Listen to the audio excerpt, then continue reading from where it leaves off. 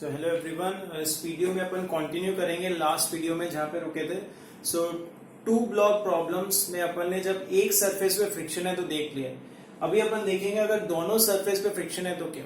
Concepts वही होंगे, बस अपन को थोड़ा और केयरफुल रहना पड़ेगा कि कौन से सरफेस पे स्लिपिंग स्टार्ट हो रही है। तो अपन वही एग्जाम्पल ले लेते हैं। ये 20 kg ब्लॉक था और 10 kg ब्लॉक था। ये फोर्स लग रहा था as a function of time. यहाँ पे फ्रिक्शन 0.4 था, यहाँ पे फ्रिक्शन ले लेते हैं 0.1।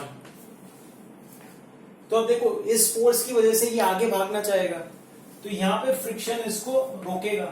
इसका रिएक्शन 20 kg को आगे भगाना चाहेगा तो यहाँ पे ये वाला फ्रिक्शन इसको रोकेगा और इसका रिएक्शन ग्राउंड पे लगेगा। ग्राउंड की तो टेंशन लेनी नहीं है। ओके, तो डायरेक्शंस बहुत कॉमन सेंस से अपन देख सकते हैं। बस अपन को ये ध्यान रखना है जहां भी सरफेस पे ब्लॉक भागना चाहता है फ्रिक्शन उसको रोकता है। तो ये राइट पे भागना चाहेगा, यहाँ पे फ्रिक्शन इसको रोकेगा। इसका रिएक्शन इस पे लग रहा है, ये राइट पे भागना चाहेगा तो ये वाला फ्रिक्शन ग्राउंड और 20 kg ब्लॉक वाला फ्रिक्शन इसको रोकना चाहेगा। सिंपल। अब कहां पे, यहाँ पे दो सरफेसेस है ना, तो कहां पे स्लिपिंग होगी ये फ्रिक्शन की वैल्यूज ही अपन को बताएगी। तो सबसे पहले सेफ है अपन फ्रिक्शन की मैक्सिमम वैल्यूज देख लेते हैं। F1 मैक्स क्या हो जाएगा, न्यू 0.4 इंटू एन। यहां पे एन क्या हो गया, 10 kg के वेट को बैलेंस करना मींस 100। सो ये हो गया 40 न्यूटन्स। और जो F2 मैक्स है वो क्या हो गया, F2 मैक्स हो गया 0.1, ये म्यू हो गया। और यहाँ पे नॉर्मल रिएक्शन इस पूरे के वेट को बैलेंस करेगा 300। सो ये 30 न्यूटन्स हो गया।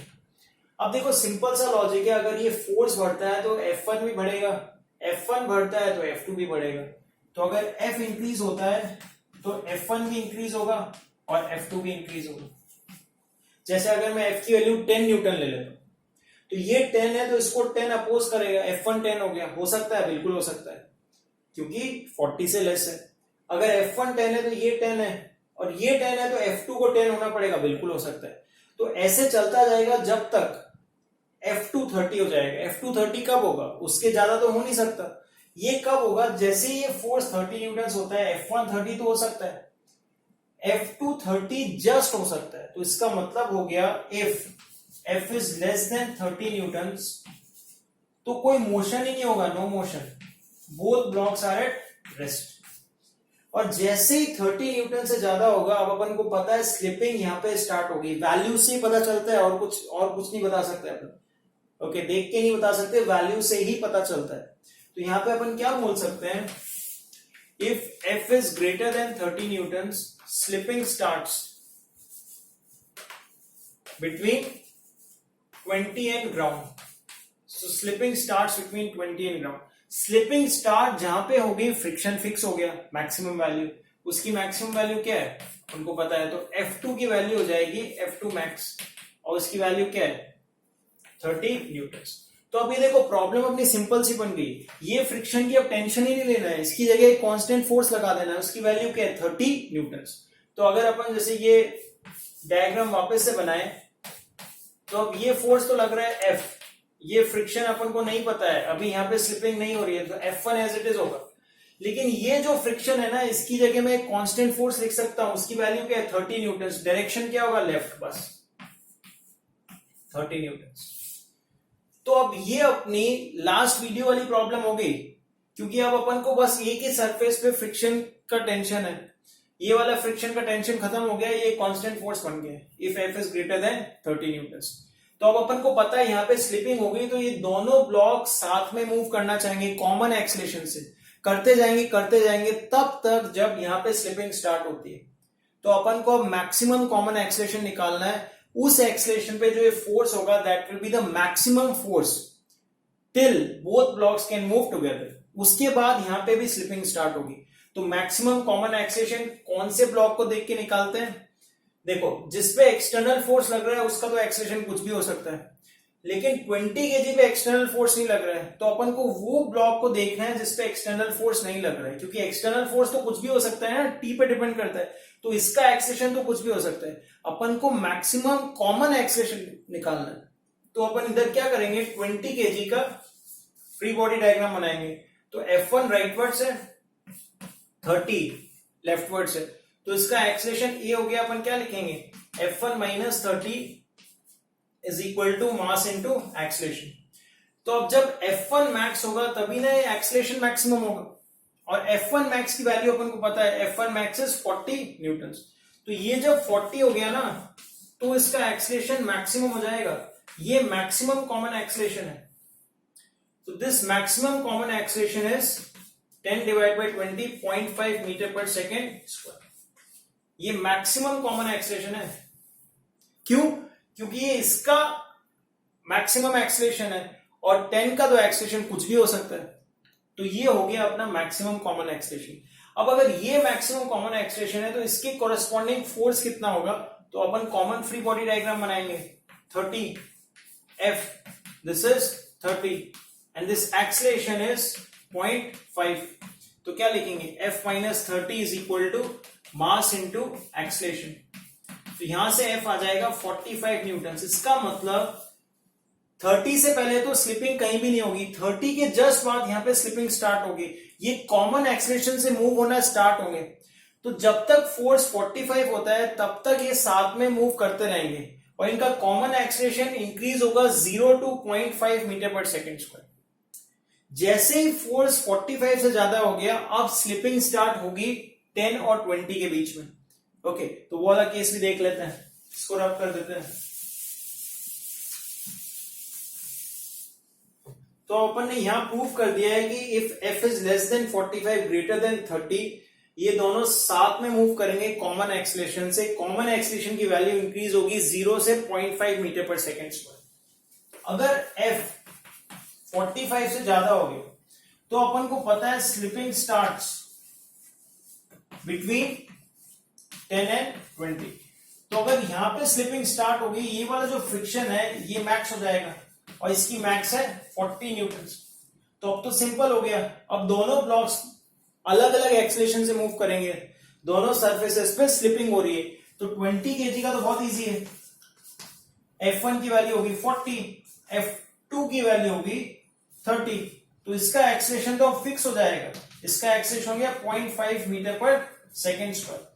ये फोर्स कितना भी बढ़ा लो इसका एक्सेलरेशन अब इंक्रीज नहीं होगा, ये फिक्स हो जाएगा। और 10 kg का अब एक्सेलरेशन इंक्रीज होता जाएगा, F माइनस फ्रिक्शन की वैल्यू 40 है तो इसका एक्सेलरेशन तो इंक्रीज होता जाएगा। ये क्या लिखेंगे अपन F minus 40 divide by mass.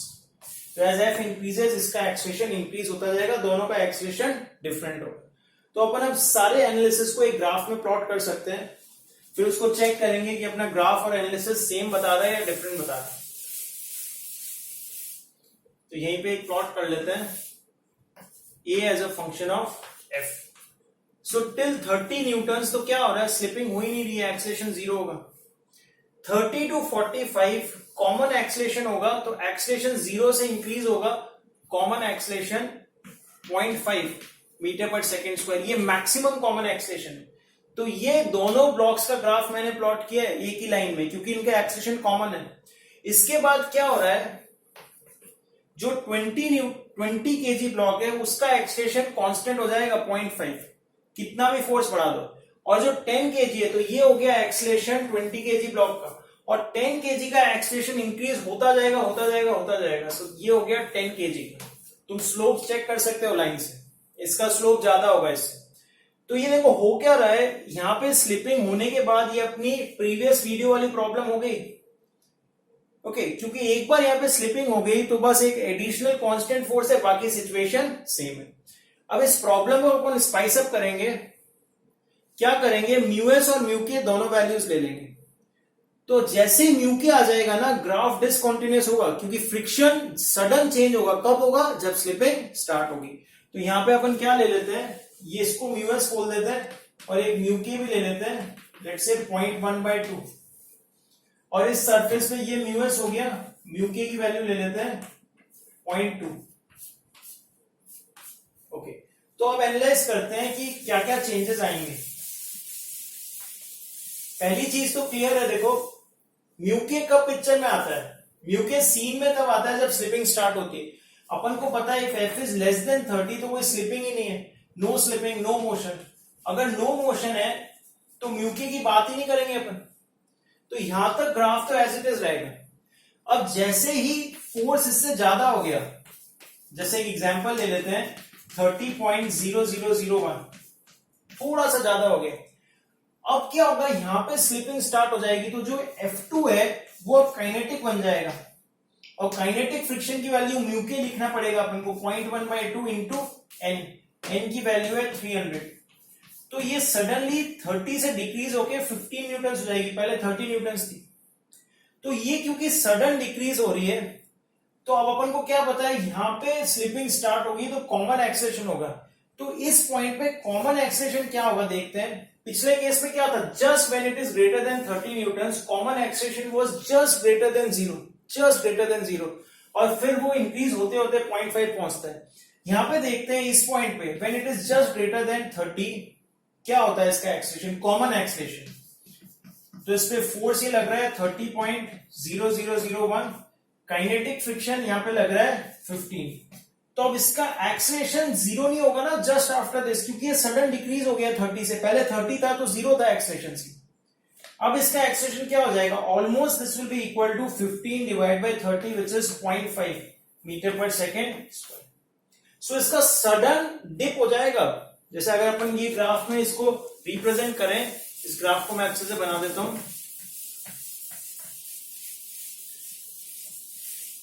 तो जहां भी काइनेटिक होता है ना सडन चेंज होगा। एक ग्राफ बनाते हैं, this is A as a function of F.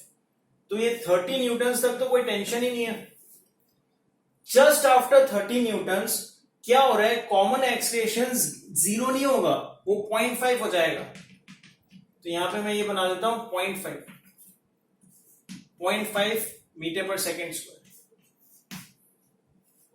और अब क्या होगा, ये कॉमन एक्सेलेरेशन इंक्रीज होता जाएगा। अपन को मैक्सिमम कॉमन एक्सेलेरेशन निकालना है, अपन को पता है कैसे निकालते हैं, कौन सा फ्री बॉडी डायग्राम लेते हैं जिसपे एक्सटर्नल फोर्स नहीं लग रहा है, क्योंकि 10 का तो एक्सेलेरेशन कुछ भी हो सकता है।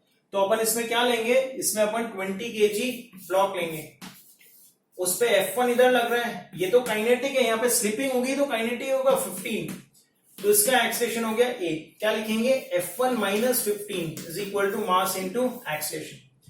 अब जब F1 की वैल्यू मैक्सिमम होगी तभी ना एक्सेलेरेशन की वैल्यू मैक्सिमम होगी, और F1 की वैल्यू मैक्सिमम क्या, देखो अभी स्लिपिंग नहीं हो रही है, तो स्टैटिक मैक्सिमम वैल्यू इज 40, तो ये 40 होगी minus 15 is equal to 20 into A max, this is A max.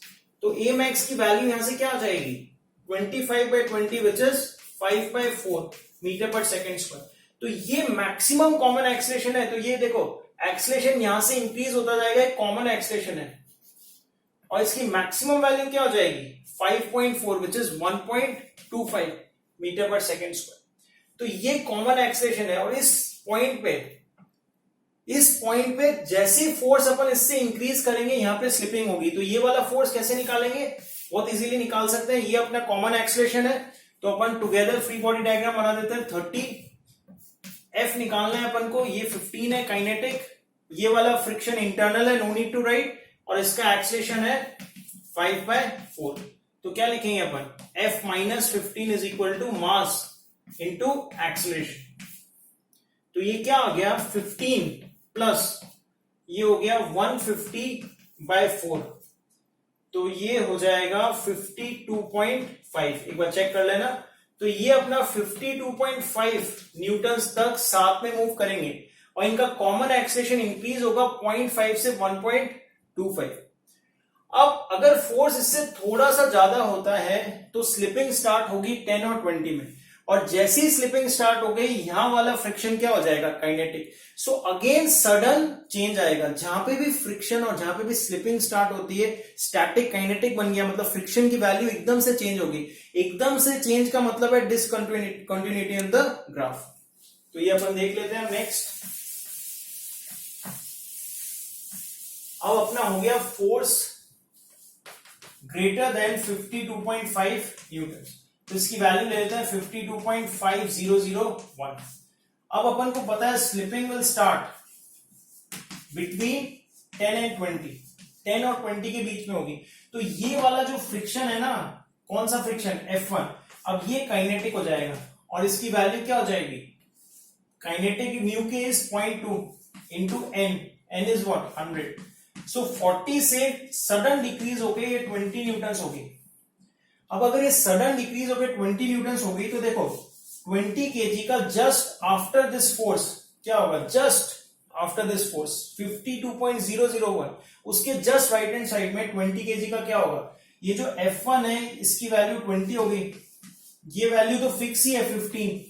तो अब इसका एक्सेलेरेशन क्या हो गया, इसका एक्सेलेरेशन हो गया 20 minus 15 by 20 which is 5/4 which is 0.25। तो क्या हो गया, देखो ये जो है ये कॉमन एक्सेलेरेशन है। अब जैसे ही फोर्स इससे ज्यादा होता है, जो ये 20 केजी है उसका एक्सेलेरेशन सडन डिक्रीज हो जाएगा, यहां पे पहुंच गया, ये हो गया एक्सेलेरेशन। यहां पे मैं रफ कर देता हूं, ये 0.001 है, तो ये एक्सेलेरेशन हो गया 0.25।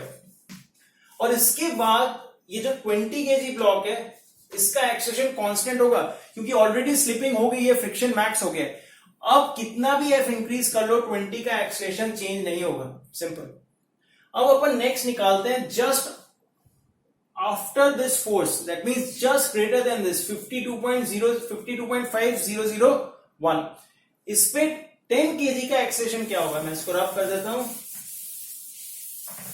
तो 10 केजी पे कॉन्सेंट्रेट करो। सो 10 केजी पे क्या हो रहा है, ये फोर्स लग रहा है, ये क्या है 52.5001। जो फ्रिक्शन होगा ये F1, ये काइनेटिक हो गया, उसकी वैल्यू क्या है 15। तो इसका एक्सेलेरेशन क्या हो जाएगा 52.5 minus 15।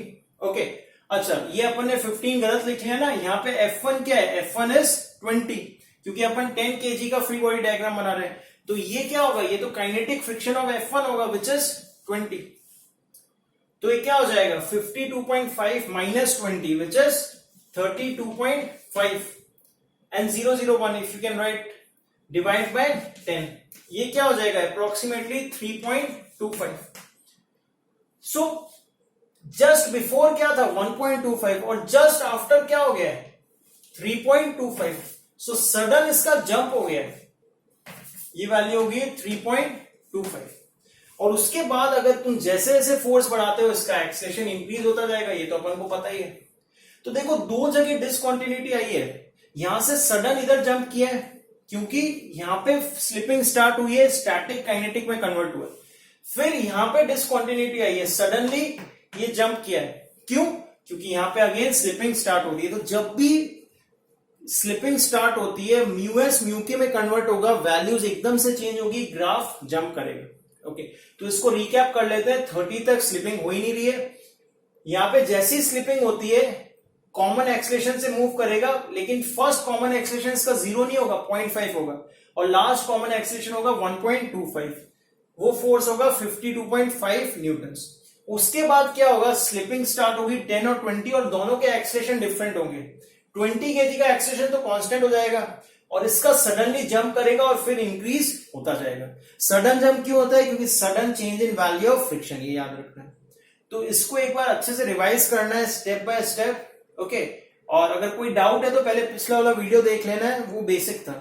Okay, and this is a very nice question, graph को अच्छे से एनालाइज करना। Thank you.